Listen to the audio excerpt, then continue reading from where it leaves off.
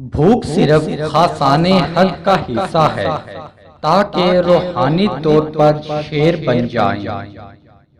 اپنے پیٹ کو خالی رکھ، زیادہ مت کھا، اس لیے کہ تو اس میں معرفت کا نور دیکھ سکے۔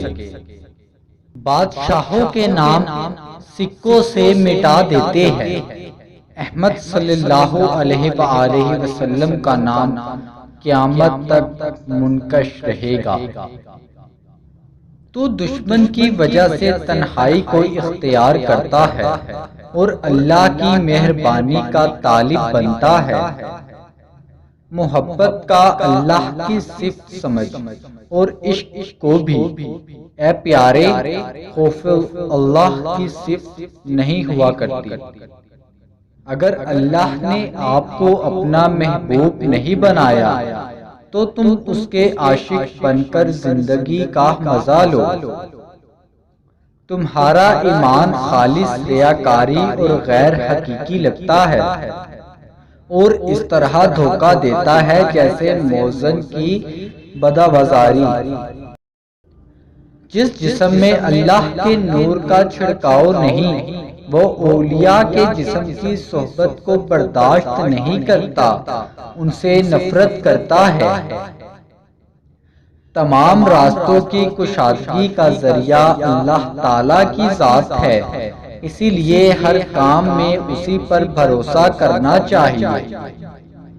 کافر اور فاسق خود اپنی پردہ داری کراتے ہیں، جن ہاتھوں اور پاؤں سے یہ اس دنیا میں ظلم کرتے ہیں، یہاں وہاں ان کے خلاف گواہی دیں گے۔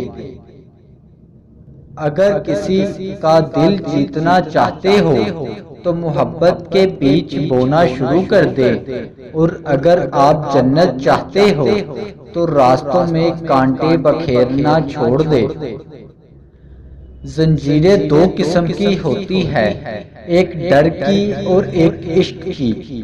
دنیا کے لوگوں کو بے زنجیر نہ سمجھو، یہ کسی نہ کسی زنجیر سے ضرور بندھے ہوئے ہیں۔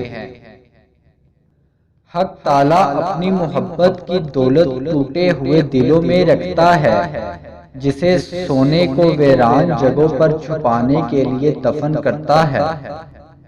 انسان تو درکنار، اگر مٹی بھی بزرگوں کی ہم صحبت ہو جائے تو اس میں بزرگی آ جاتی ہے۔ چنانچہ اولیاء کی قبر کی مٹی پر دل قربان ہوتا ہے۔ قبر کی مٹی کو یہ شرافت اس بزرگ کے جسم کی صحبت سے حاصل ہو گئی۔